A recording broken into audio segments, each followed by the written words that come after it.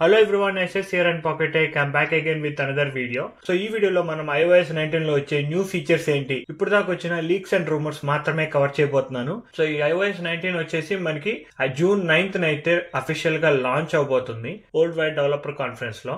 ఈ iOS 19 తో పాటు మనకి iPad OS, watch OS, TV OS, vision OS, Apple devices కి సంబంధించిన అన్ని సాఫ్ట్వేర్స్ అనేవి అప్డేట్ అవుతాయి. ఈ వీడియోలో పర్టికులర్ గా iOS 19 గురించి అయితే చూడబోతున్నాము. Let's get started.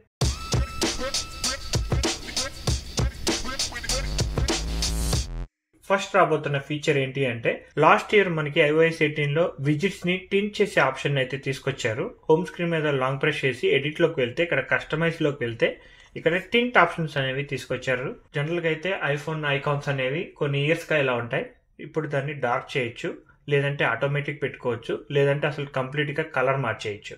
ఈ ఆప్షన్స్ అయితే iOS 18 లో వచ్చాయి. My favourite is dark option. So దీనికి కొత్తగా యాడ్ చేయబోతున్న ఫీచర్ ఏంటి అంటే, ఈ ఐకాన్స్ అన్ని స్క్వేర్ షేప్ లో ఉన్నాయి కదా, దీంట్లోకి సర్కిల్ ఆప్షన్ అయితే రాబోతుంది.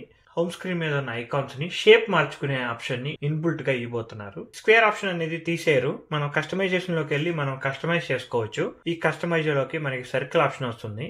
అంతేకాకుండా హోమ్ స్క్రీన్ మీద ఉన్న విజిట్స్ అన్ని మనకి ఇలా బ్లాక్ కలర్ లో కనిపిస్తున్నాయి కదా, ఈ విజిట్స్ అన్ని మనకి విజన్ ఓఎస్ లో లాగా ట్రాన్స్పరెంట్ లేయర్ లాగా యాడ్ అవబోతుంది. లైక్ ఇక్కడ చూడొచ్చు, మీరు కనుక హోమ్ యాప్ లోకి వెళ్ళి మీ హోమ్ అన్లాక్ చేసే ఆప్షన్ ని ఆన్ చేసుకున్నారనుకోండి, అది ఆల్రెడీ మనకి ఒక గ్లాస్ లేయర్ లాగా ఉంటుంది. ఇది కొంచెం డార్క్ గా ఉంది, సో లైట్ కలర్ లో అయితే రాబోతుంది. అది కూడా కొంచెం ట్రాన్స్పరెంట్ గా ఉంటే ఇంకా బాగుంటుంది, సో దట్ మనం వెనకాల వాల్ పేపర్ ని చూడొచ్చు. అండ్ నెక్స్ట్ రూమర్ ఏంటి అంటే, మీరు మ్యూజిక్ యాప్ ఓపెన్ చేస్తారనుకోండి, ఎనీ యాప్, ఫర్ ఎగ్జాంపుల్ కి మ్యూజిక్ యాప్ చూపిస్తున్నాను, ఇక్కడ చూడొచ్చు బాటమ్ లో మనకి చాలా స్పేస్ హోమ్ కి, రేడియోకి, లైబ్రరీకి ఆక్యుపై అయిపోయి ఉంటుంది.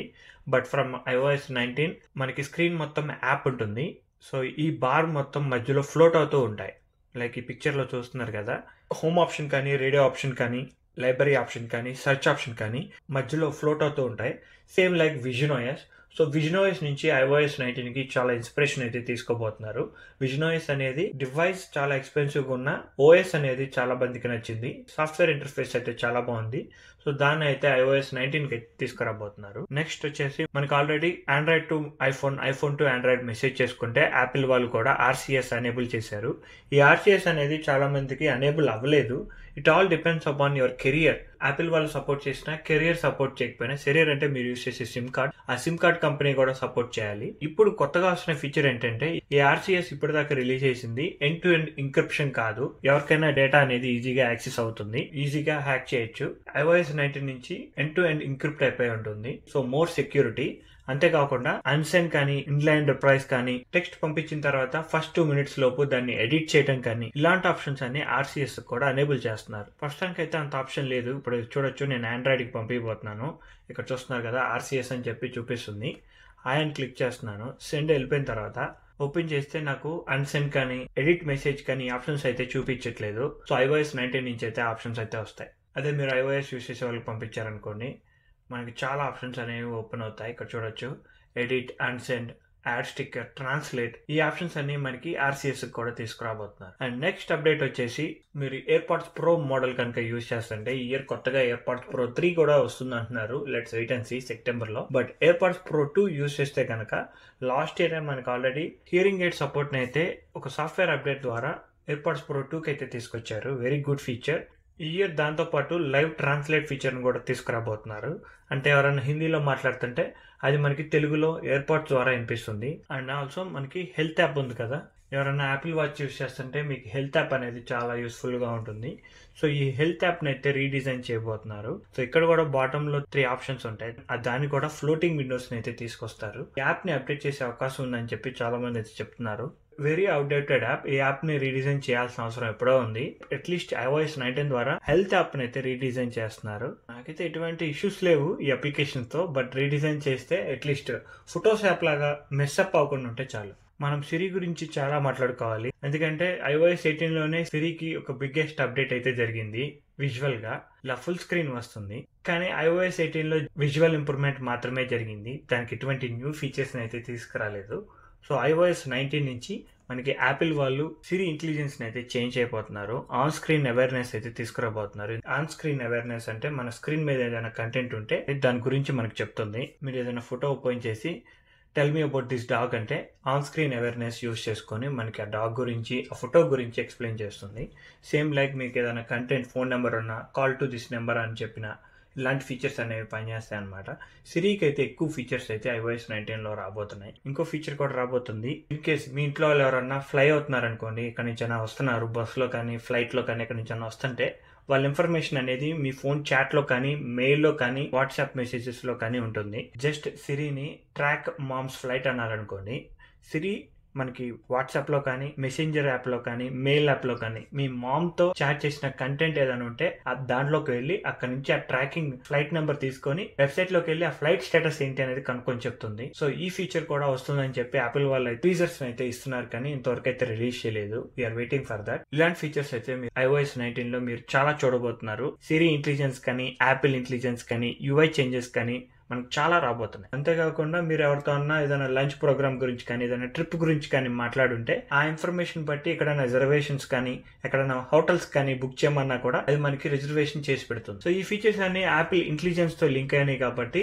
లేటెస్ట్ ఫోన్స్ కు మాత్రమే పనిచేస్తాయి. అండ్ ఎంత బాగా పనిచేస్తాయి అనేది వచ్చాక మాత్రమే చెప్పగలం. అండ్ ఆల్సో ఇంకొక ఫీచర్ ఏంటి అంటే బ్యాటరీ ఇంటెలిజెన్స్ కూడా రాబోతుందని చెప్పి కొంతమంది అయితే అంటున్నారు.